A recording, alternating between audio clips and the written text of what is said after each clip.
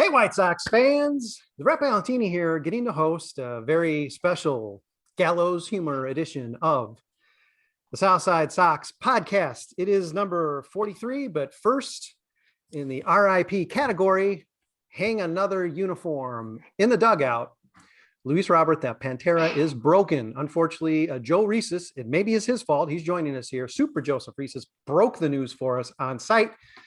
Coming out of that Rick Hahn news conference this evening that told us really not only that the Pantera would be out potentially the entire year with a torn hip, he's broken, but Adam Engel had a setback that no one was aware of, and he's just still not going to play. By my calculations, that means it's almost assured that 72% of our starting outfield starts will not happen this year. So we're already at about best case scenario, a quarter of our starting outfield will start this year. So with me, we have Crystal O'Keefe and Super Joseph Reeses, 100% once again, attendance from the Indianapolis field office of South Side Sox.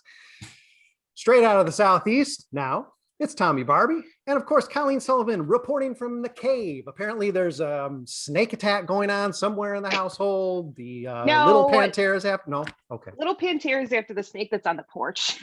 All right.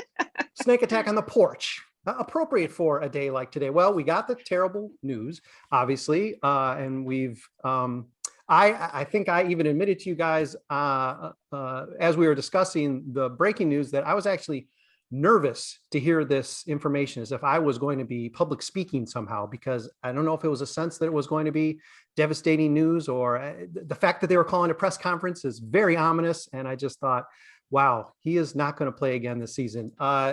You guys, reactions, anything different, or anyone optimistic among the crew?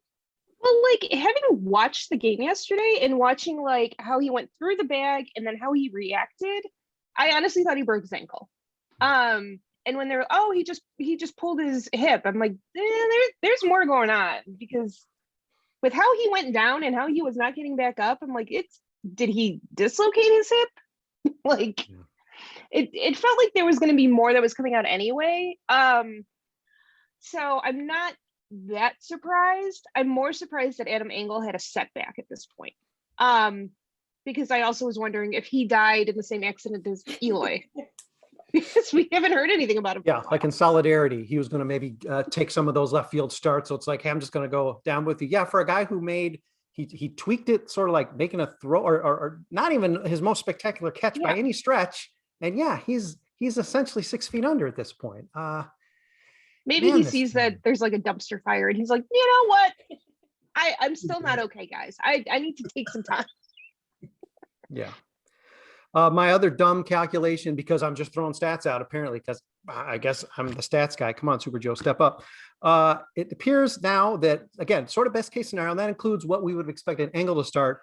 Already 27% of the starts we would have counted on from our core starting lineup, and that includes Grandal being all banged up and not, for some reason, getting only 2/3 of the available starts. Tim Anderson, of course, his yearly injury maybe has already happened, or maybe still got another one. 27% of the starts we would have expected already out the door. And that's best case scenario if no one gets hurt the rest of the way. We're already out about a quarter of what we would have expected from this vaunted offense. And again, reactions from any of the rest of you. Earlier, you had asked if any of us were feeling optimistic. As far as looking at this season and really this team's future from a macro perspective, I'm still fairly optimistic about it. I mean, the Twins have gotten off to a cold streak, which I certainly didn't expect.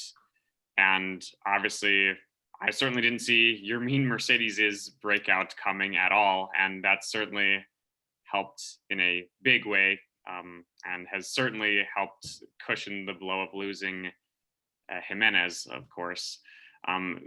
As far as just the near future, though, we're looking at it from a micro perspective. I'm still very sad, obviously, and I'm not looking forward to the next couple of weeks, as there's pretty much no doubt that we're going to see a lot of Jake Lamb, Billy Hamilton, and Leury Garcia, as now they have even more reason to get playing time.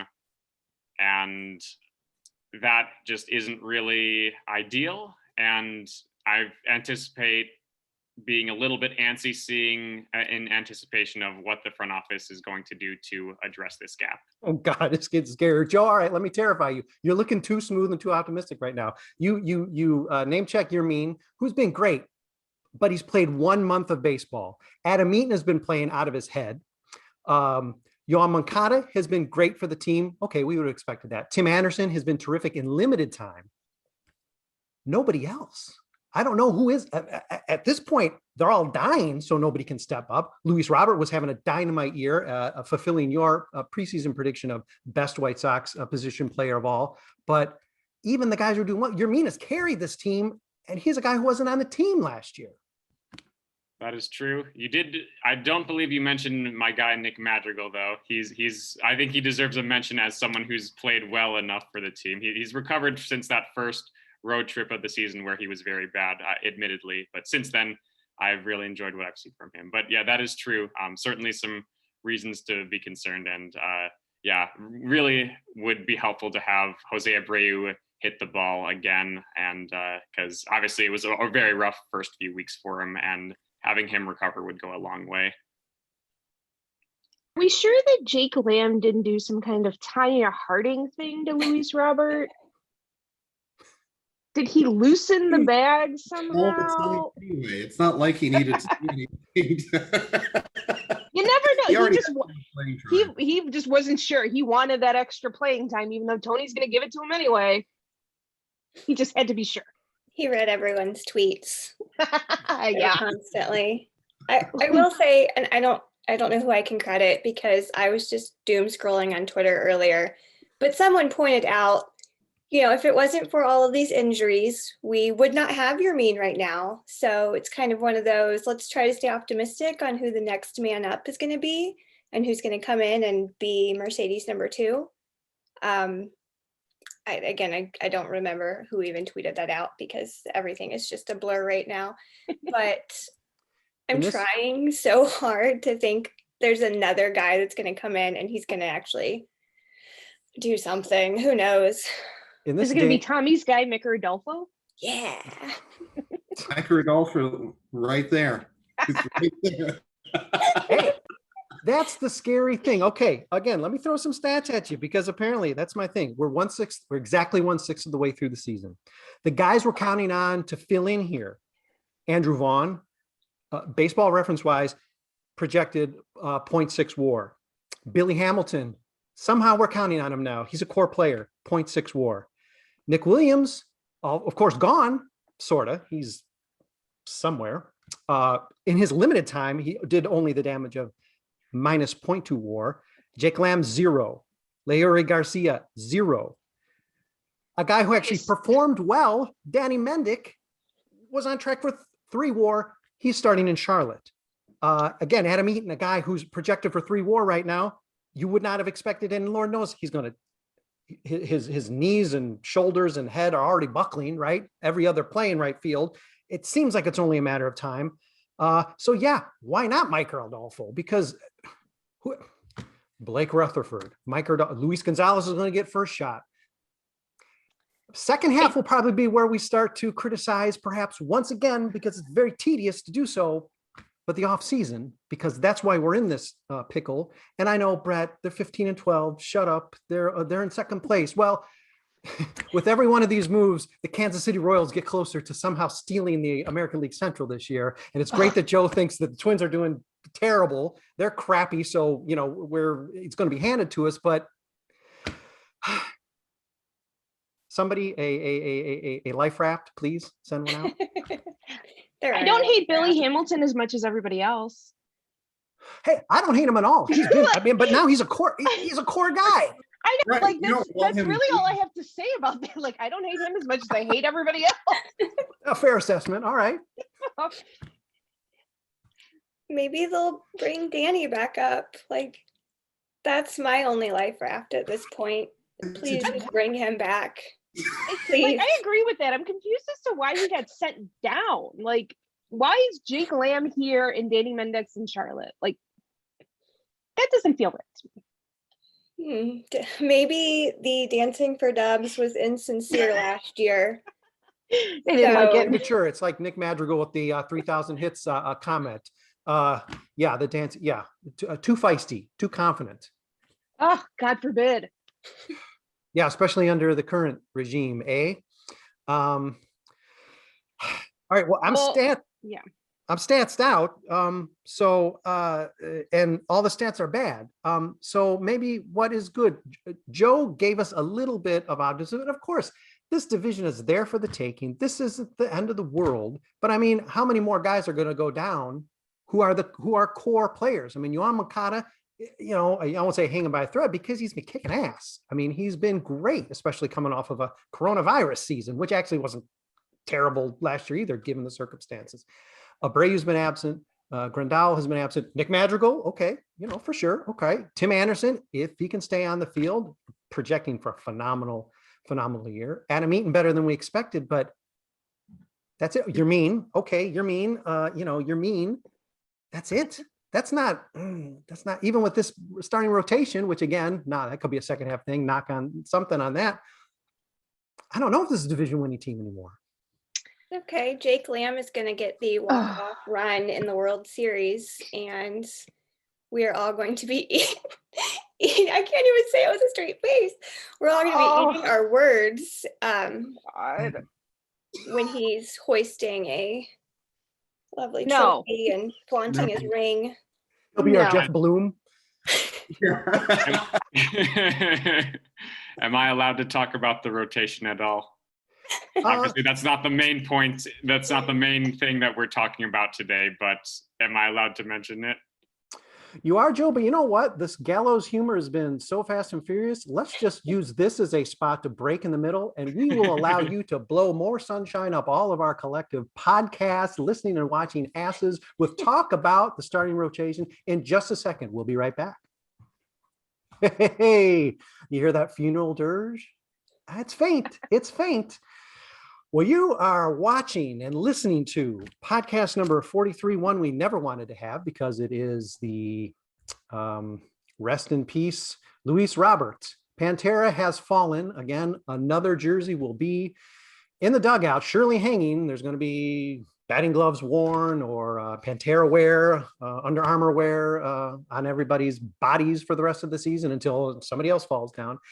And as we broke, Super Joseph Reeses had some optimism about the starting rotation. And let's face it, that's been the bright point all season long. So Joe, lay it on us. One of my biggest concerns, if not the biggest for me, was the back end of the rotation entering the season. And obviously, when Carlos Rodon was signed to that 1 year, $3 million deal, I couldn't help but think, okay, that's not that great. I mean, that's obviously inexpensive, but it seems like it's aiming kind of low. And I was vouching for Jose Quintana to come back at the slightly higher price, but obviously Rodon has been out pitching Quintana by a very wide margin to begin the season. It's still early, but there's been a major gap between those two. Quintana had one of the worst months of his career. Rodon had probably the best of his career.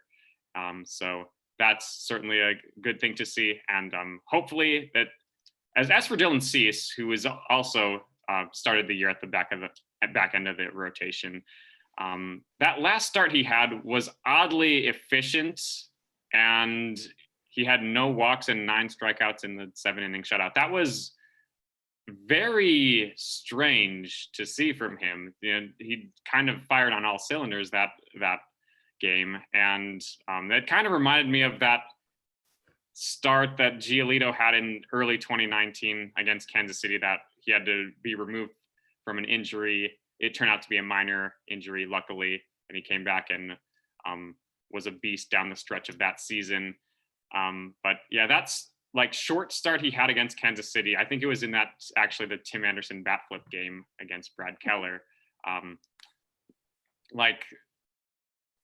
remember watching that game, seeing people's reactions to it, and then seeing like the Baseball Savant like metrics behind it, and I was like, okay, something looks very different about Giolito. I hope this is a long-term change from him. And luckily it was. So hopefully, I got a kind of a similar vibe with that last Cease performance. So hopefully we see more of that soon. Super Joseph, I am contractually obligated to remind you that Carlos Rodon is the by far highest value pitcher on the White Sox right now. And that could be taken as a good sign or a bad sign, in that the rest of the rotation will catch up and it will be even more dynamite than it is, or that that performance is somewhat on fumes, because Rodon has averaged, I believe, 13 starts per year in his career. So I'm not wishing for it. I hope the guy wins the Cy Young, but it could also be 1/6 of the season mirage.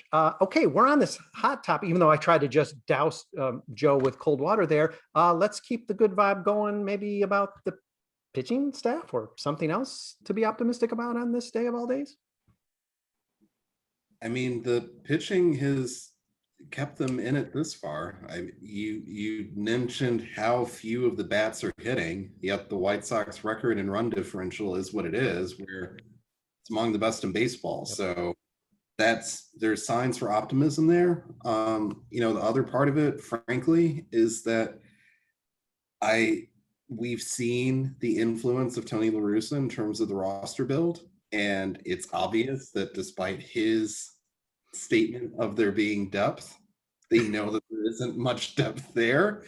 And I have to imagine that where previous managers may not have the political clout to say, hey, I want this kind of player on my team, that might actually get to happen this year. So, you do have to look at it with some optimism that it might not be Rick Hahn fishing in the scrap heap like it is in previous years. It might actually be, we're getting somebody, and yes, we might have to sacrifice a prospect or two, but you're actually competing for this year.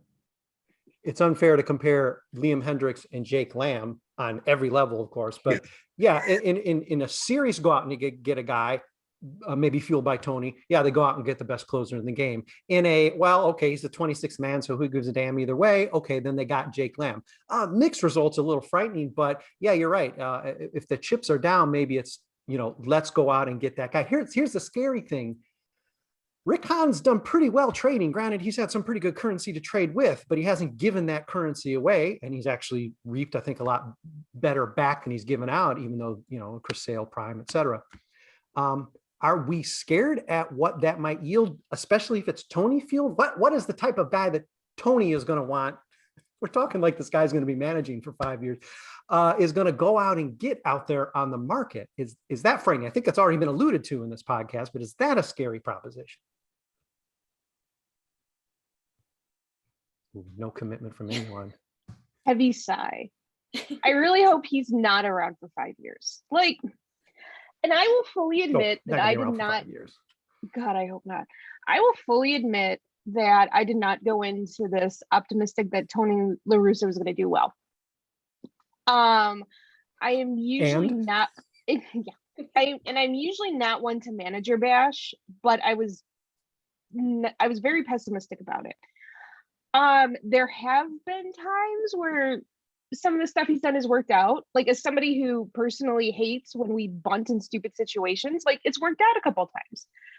However, there have been a lot more instances where he's fucked up managing wise than he's done well. He's left Giolito in too long. He's put in Foster when he shouldn't have. He didn't call in Hendricks in a high level situation. And why are you paying Hendricks all this money for him to sit on his butt? Yeah, Colleen, when you are citing bunt calls working out a few times, maybe as your primary, if not your only evidence? The one time. Okay. The one. I am still the no bunts 2020 person, all right? It worked once, okay? But I'm not, we don't have a lot of depth right now. We have a lot of injuries. We do have a good pitching staff, but I'm not optimistic that as we get further down the road that Tony's still going to be able to manage this team. And I know that there was an article this morning where it talked about how the clubhouse didn't have confidence in him and it was divided and all of this stuff. But he's been out of the game for 10 years and there's still a learning curve a month in. Okay, well, at what point are we going to actually legitimately criticize him as, hey, this was a really bad idea, here's why, and have the White Sox box scores to back it up.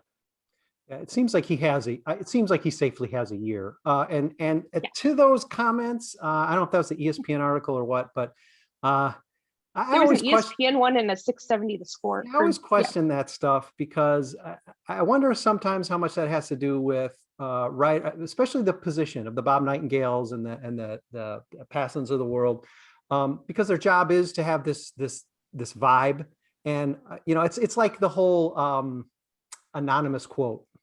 You can do a lot of crafting when you're doing that. And I'm not saying there aren't clubhouse issues. Clearly, you would think there'd be clubhouse issues upon hire, even though they were all swept under the rug because TA bought in a little bit and Giolito was sort of excited and okay. So I always wonder when it's, just sort of these murmurs, I think sometimes that serves the agenda. It could turn out to be true. And I'm not going to question, the ESPN writer is top notch, but sometimes that speaks a lot more to the writer. And I don't even gonna say agenda. It's just the desire to be in the know. It's just curious. So we'll see what more comes from that. Although, of course, Giolito has already essentially thrown La Russa under the bus. So that is definitely strike one along the lines of the clubhouse disharmony. And you assume it's got to be there. You do assume it's got to be there. Well, and you think back to 2016 when there was a lot of discord in that clubhouse. I mean, and Adam Eaton and the Drake LaRoche shenanigans aside, there was a lot of anonymous quotes coming out about how the clubhouse was divided, how the culture was bad, nobody was getting along. Todd Frazier was fighting with somebody, and it all turned out to be true. So I think because the team does not leak that often and we don't hear this all the time, I'm more inclined to believe it. Like, this isn't the Yankees. This is not a team that's always swept up in the media. It's not the Cubs. It's not, it's not these teams that there's constant gossip about and shenanigans around them. Like, it's very rare that we hear this kind of stuff. It's still nothing. It's still nothing to really grab onto. So it's sort of like a guy saying, well, there should be. So there probably is. And let me see, I'm going to gamble that in 2 weeks, we're going to hear more. And so then I'll turn out to be a soothsayer, but I'm a naysayer. I think it's just Adam Eaton again, causing trouble. You know what? With Colleen from earlier. I think that, you were the one that said that. I think it's just him back again.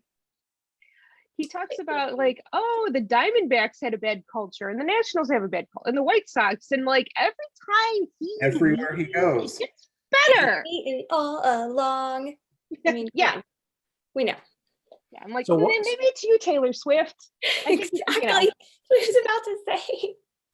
So what we're all saying is if we can just get a late 1970s softballer uniforms retro night going and get some lay scissors out just randomly around the clubhouse, we might have the break. We may sort of it's like ripping off the bandage. Maybe they need to push that kind of promotion up somewhere in May, so we can just sort of get this all taken care of. And La Russa's gone. Eaton's, I don't know, he's managing some single A team somewhere, and I don't know. Coaching high school baseball. Oh my God, that's a red ass job for him for sure. That's going to happen. He probably already is. He's managing one by remote control somewhere somehow. I had a really another astute question to ask, but it's escaped me because of the cartoon nature of all of this. So please, someone more opining on the situation at hand. Melky Cabrera is available. Jeez. I already said Kris Bryant. Somebody laughed at me. I'm staying with it. You know what? The Cubs hate Kris Bryant. I would not be mad if they sent him to us. With how much that team they hate him. It's just kind of like, would that really happen? Like, it's kind of like the Jose Quintana trade, where it's like, okay, would that ever really transpire? Listen, they put him in center field today, so they're just like, hey, look at what you can do. Do you want him? Yeah, we're gonna end up with Josh Reddick or something. Let's be real. We're not getting Kris Bryant. Yeah, the Cubs are saying, hey, if the option is your mean Mercedes in center field, we got Kris Bryant. He's played some outfield. Yeah, we're gonna end up with Josh Reddick and Jorge Bonifacio or something. Yeah, I've told you guys, listen, Hahn is not going to make it. He's got so much currency with the Cubs now. He has this to coast off of and get free drinks off of the rest of his life from Sox fans. He is never going to make another trade with the Cubs. He can't possibly risk, as alluded, the Quintana deal because, and listen, it could happen. If he gives away, I think somebody else mentioned sending the other Tatis and billions of dollars to Colorado to get Charlie Blackmon. I could see that happen. He's like, oh yeah, sure, we'll do that. I can do another Shields deal. With the Cubs, no. I'd be excited. I would, but yeah, that's not. The Cubs are going to want like the keys to Fort Knox to give up Kris Bryant. Oh yeah, despite how much they hate him. Yeah, look what you put us despite through. How much they hate him. It's our fault. Look what you put us through. So, give me a tip. Exactly. Anything else out there that I mean, Hahn said today, I believe, didn't he make some odd? You know, he's got some colorful comments, and didn't he say, you want the juice, and then you got to like measure what the squeeze is or something. I mean, it did not seem like we should be excited about the prospects of a trade anytime real soon. Nothing on the front burner. No, I mean, there's really not a lot out there, and timing wise, this is one of the worst times for an injury like this to occur because enough time has passed where all of the spring training, opening day rigmarole that always happens with rosters, that's all finalized, and people now are kind of figuring out where they are until it gets closer to June, July. No one's going to want to make a move unless it's somebody that's on an alternate site or in waivers DFA limbo, but there's not a lot happening right now. We might actually end up with Yasiel Puig, won't we? There's got to be another outfielder in the Mexican League that might Melky play Cabrera as well. Okay, now I've come around. Is this an indictment of the offseason? I feel I'm far too harsh. I don't think I am, but I'm sure somebody's going to say that. The same people who defend people like Phil Rogers are going to say, what are you talking about? What are they supposed to do? They're supposed to anticipate injuries, or how are you going to get Jock Peterson to come to the White Sox who have World Series aspirations because he can't be guaranteed to start every game in left field? Don't you just load up your team when you're in the window of contention? And if you talk to 10 guys, so 9 say, no, I got to play 162 games if I sign. One guy's going to say, hell yeah, I'm coming to South Side because I want to be part of a winning team. The Dodgers did it. How did the Dodgers get everybody in the world to play for them? They were terrible. They were bankrupt. Major League Baseball took them away from their owners. They are deep in depth. Can we get that?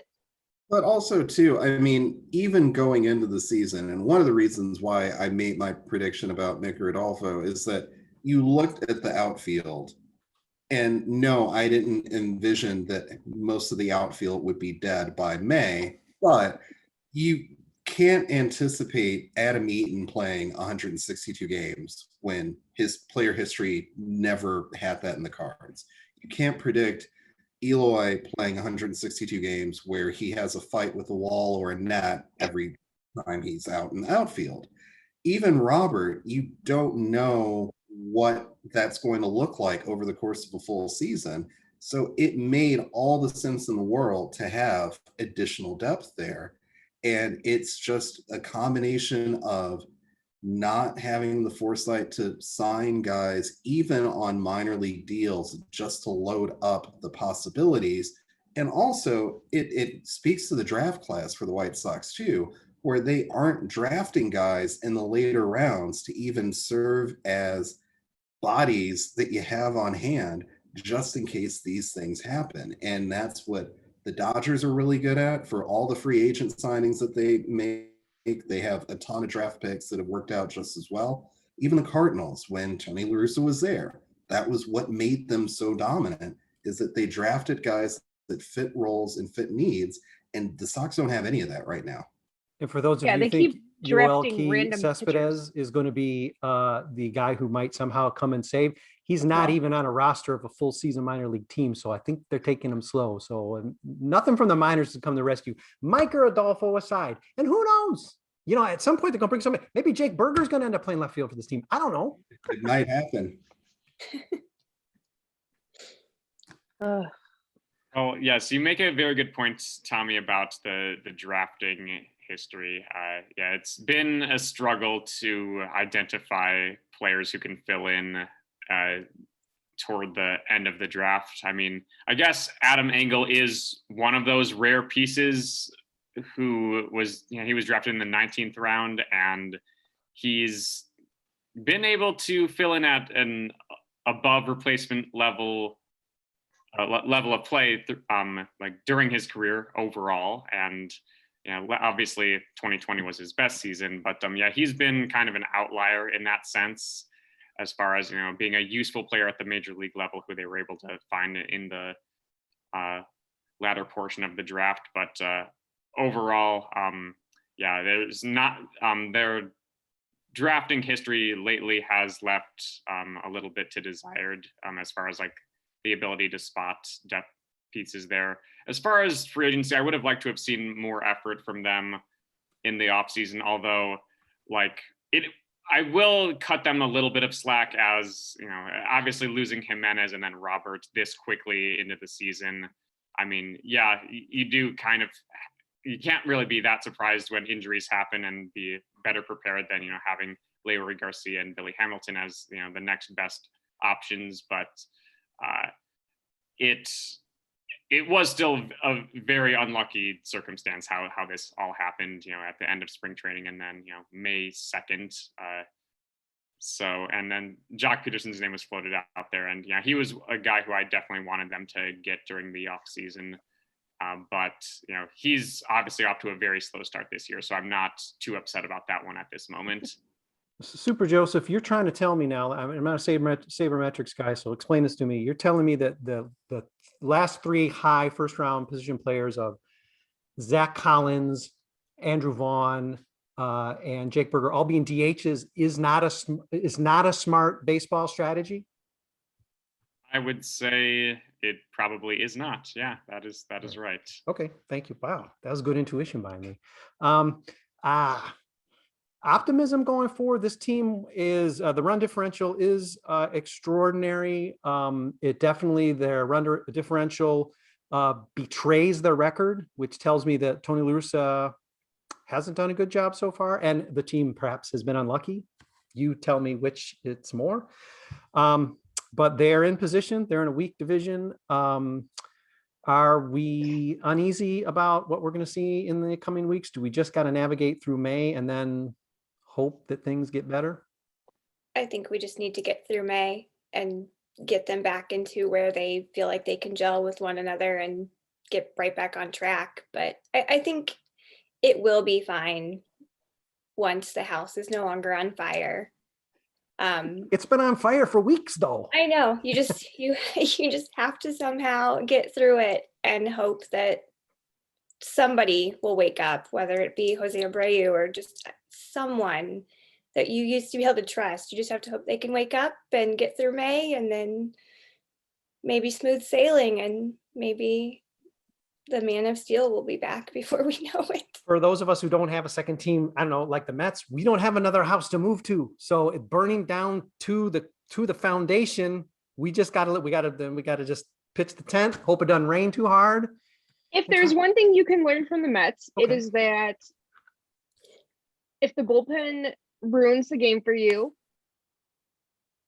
if you're not the Mets still, and you can have a terrible outfield and still inexplicably be good when playing the Phillies. Oh, okay. Well, Ben, if we could just navigate ourselves to that, like maybe get traded to the NL East, or I don't know, something. Yeah, okay, that'd be good. Hey, listen, there's a lot of optimism here. Okay, we're going to wind up podcast number 43. I don't think we've really provided too many solutions for anyone, but there has been some optimism. There is reason for optimism. Having the starting rotation kicking ass is a great foundation piece going forward. Having the Royals be the only team in front of you, keeping you from the playoffs, is a terrific way to be optimistic going forward. So, hey, optimism abounds. Pantera, our thoughts, our prayers are with you. We will look forward to seeing your jersey hanging in the dugout right next to Eloy's.